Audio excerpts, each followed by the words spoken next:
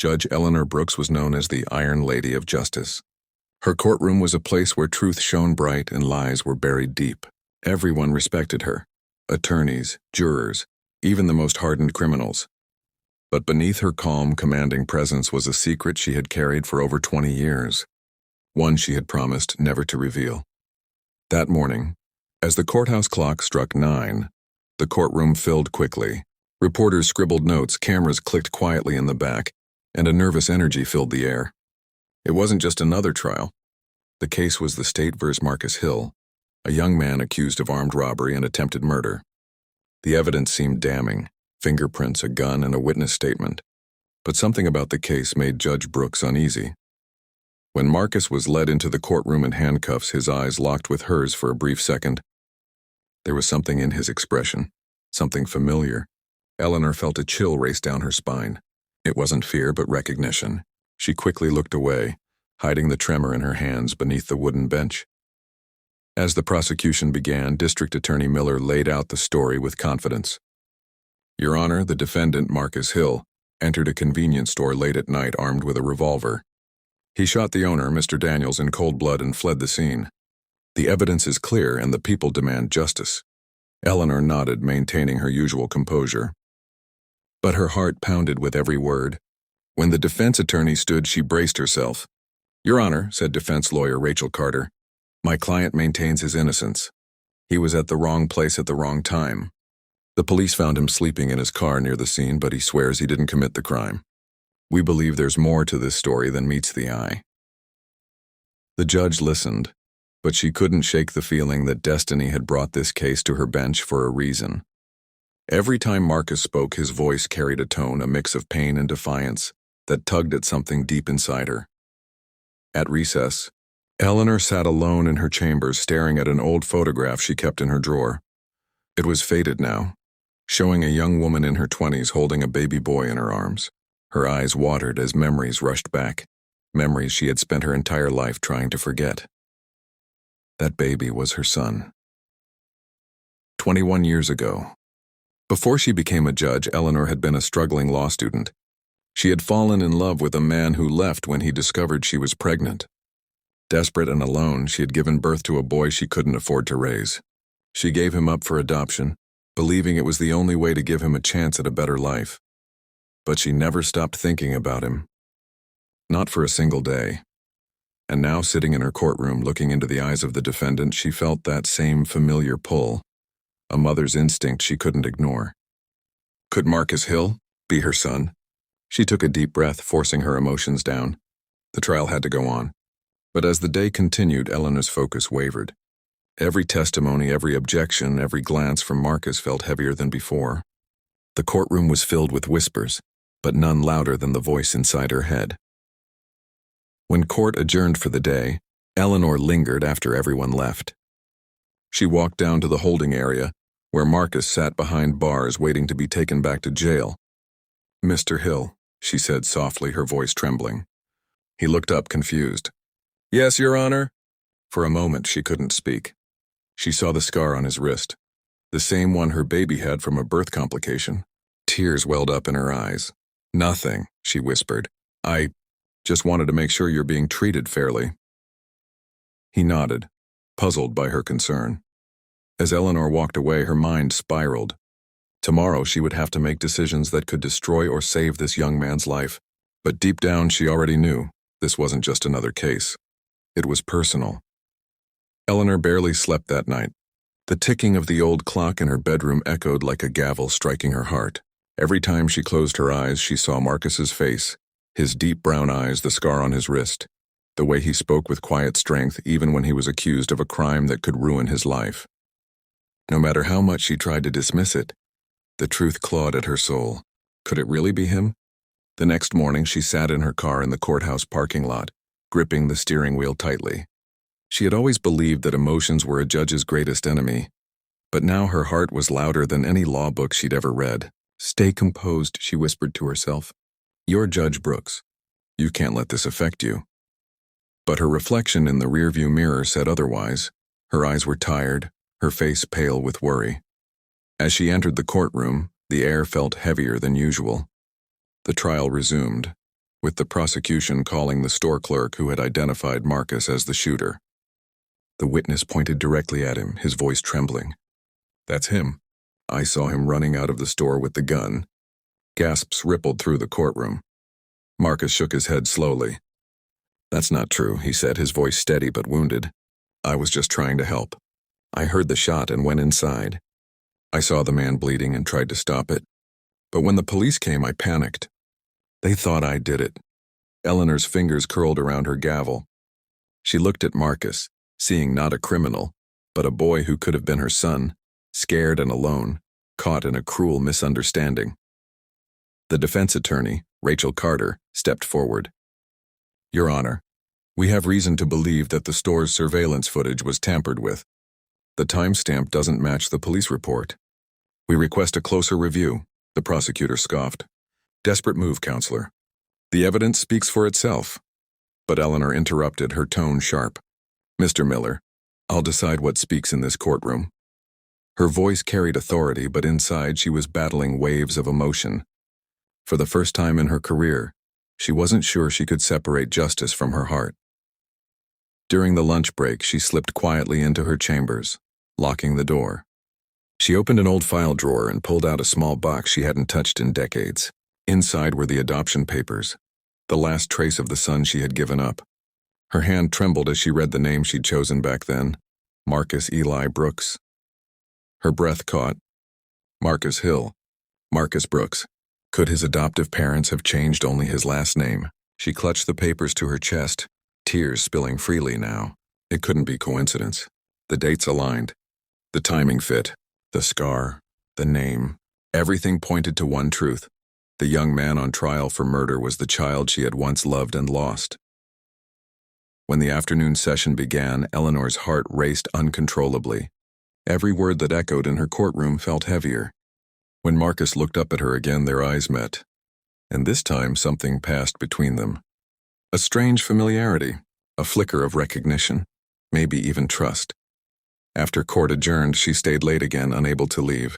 She walked down to the detention area, her heels clicking softly on the tile floor. The guard, accustomed to her strict professionalism, looked puzzled when she asked to see Marcus again. He stood as she entered the small visitation room. "Your Honor?" he asked carefully.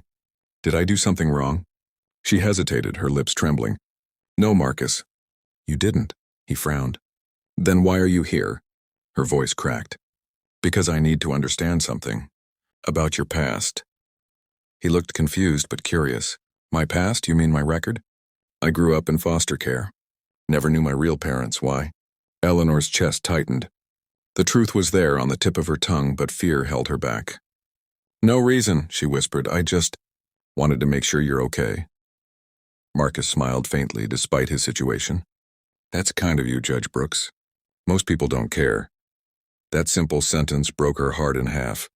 She forced a smile and turned to leave, her vision blurry with tears. As she reached her chambers, she leaned against the door and let out a sob she had been holding for years.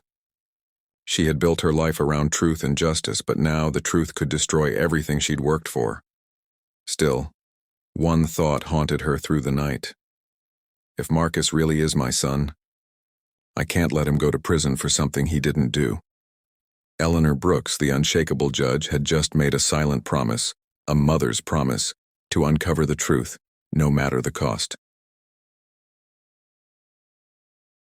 The morning after, Judge Eleanor Brooks arrived at the courthouse before sunrise. Her steps echoed down the marble hallway, as if the building itself could sense the storm brewing inside her. Today the trial would continue, but Eleanor's mind wasn't on the case file sitting on her desk. It was on the adoption papers she had hidden in her briefcase, the ones that could change everything.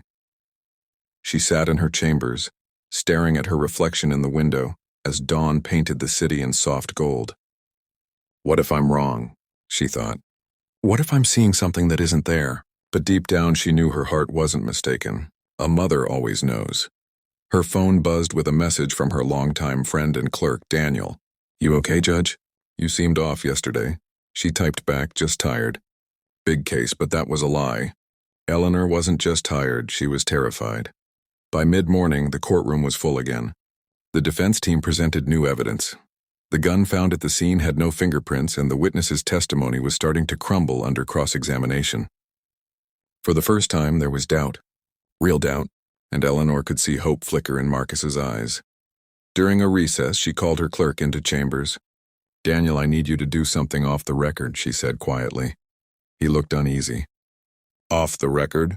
You know that's against—" "I know," she interrupted, her tone sharp but pleading.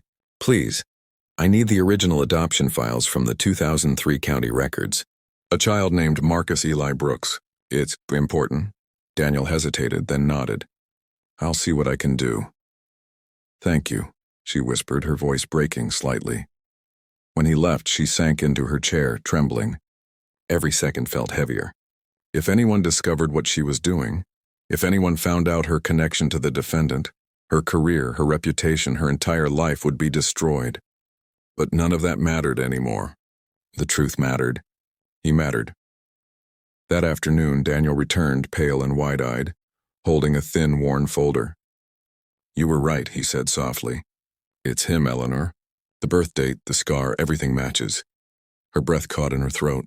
"Oh my God," she whispered, clutching the file. The room seemed to spin. Her son, the boy she had given up to save, was now standing trial for a crime he swore he didn't commit. Daniel looked at her with concern. "What are you going to do?" "I don't know," she said. "If I reveal the truth, they'll remove me from the case.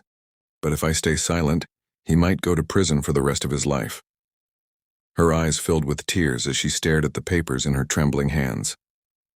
For years she had believed justice was black and white, but now she stood in the gray, torn between duty and love. That night, Eleanor drove to the detention center again, this time under the guise of a case review. She sat across from Marcus in the small interview room. The flickering fluorescent light buzzed overhead as she gathered the courage to speak. "Marcus," she began softly, "did you ever try to find your birth mother?" He shrugged. "Once, when I turned 18. They wouldn't tell me much. Said she was young, couldn't take care of me. I used to be angry about it. But now, I just hope she's okay." Her throat tightened. "If you could tell her something," she asked, "what would you say?" He looked down, fidgeting with his cuffed hands. "I'd tell her I forgive her, and that I turned out okay, even if life was rough." Tears welled up in her eyes, but she quickly turned away before he could see. She wanted to reach out, to hold him, to tell him the truth, but she couldn't. Not yet. "Marcus," she said after a pause, "I believe you, and I'm going to make sure justice is done." He frowned. "Why do you care so much, Judge?" Her lips quivered, but she managed a faint smile. "Because everyone deserves someone who believes in them." When she returned home that night, she sat in silence, clutching his file to her chest. She had made her decision.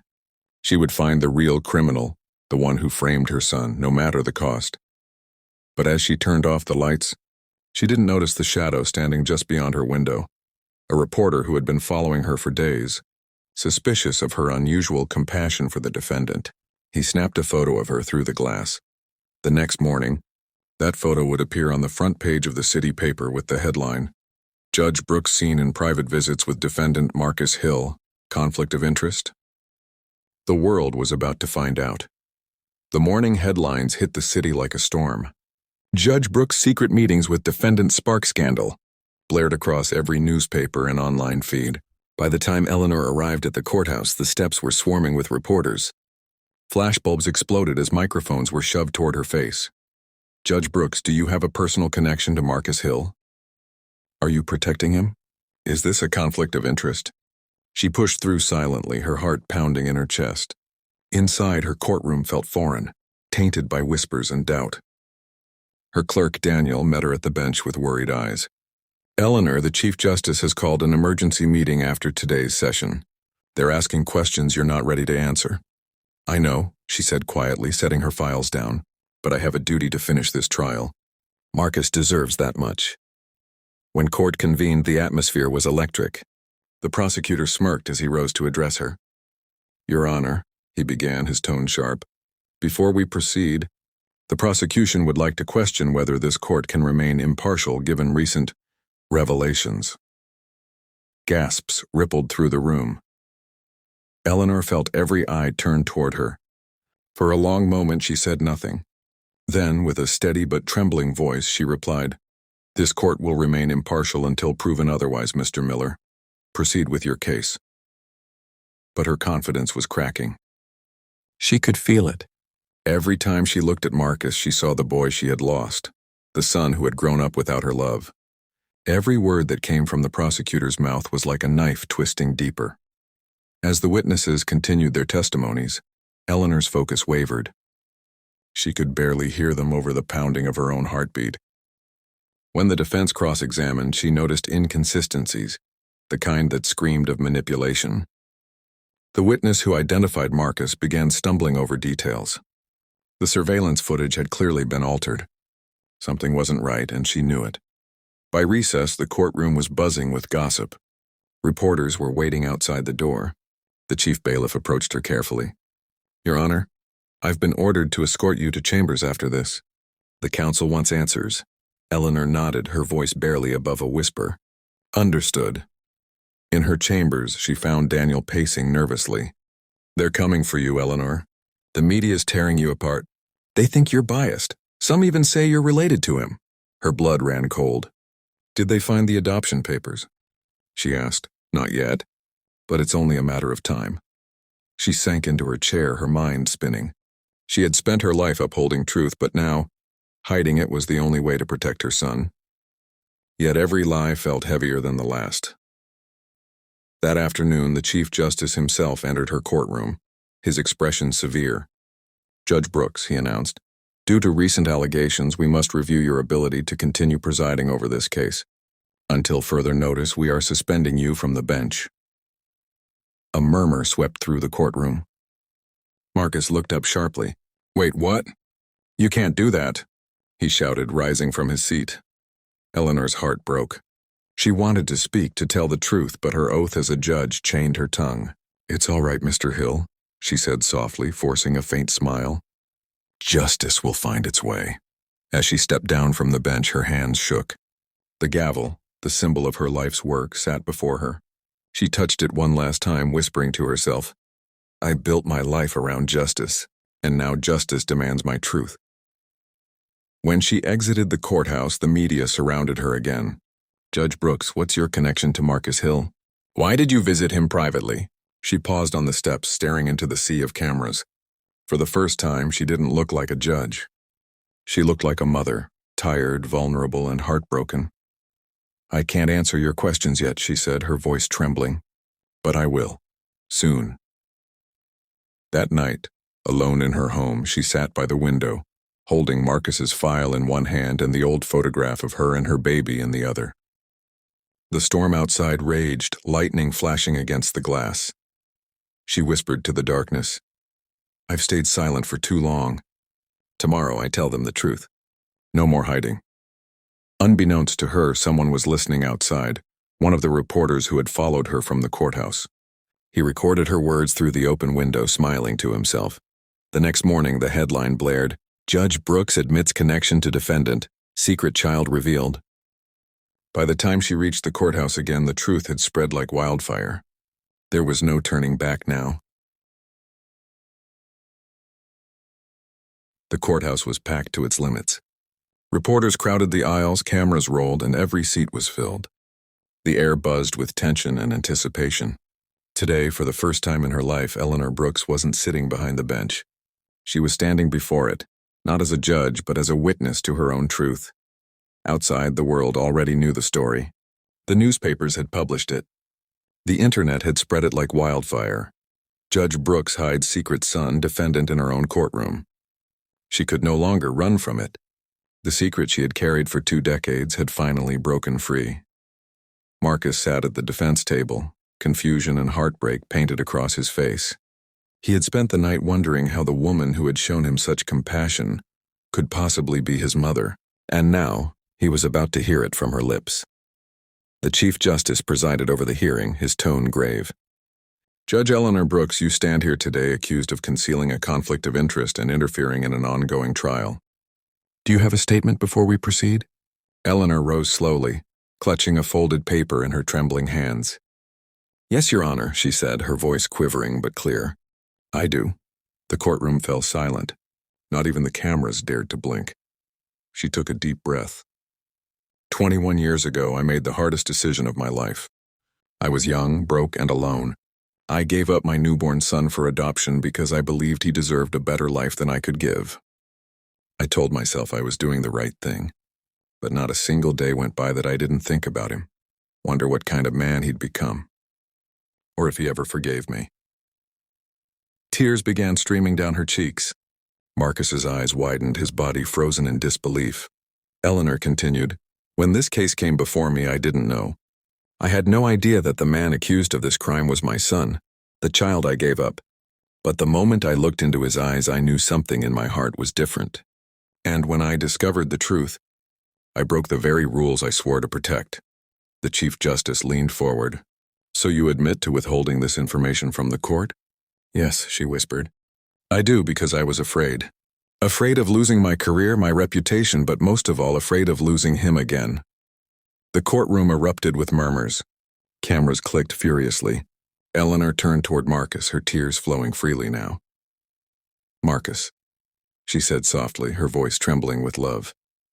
You don't have to call me Your Honor anymore. You can call me Mom. The entire courtroom fell silent. Marcus's eyes filled with tears as he stared at her, speechless. For a long moment, he didn't move. Then slowly, shakily, he stood up. You're my mother? He whispered. Eleanor nodded, her lips quivering.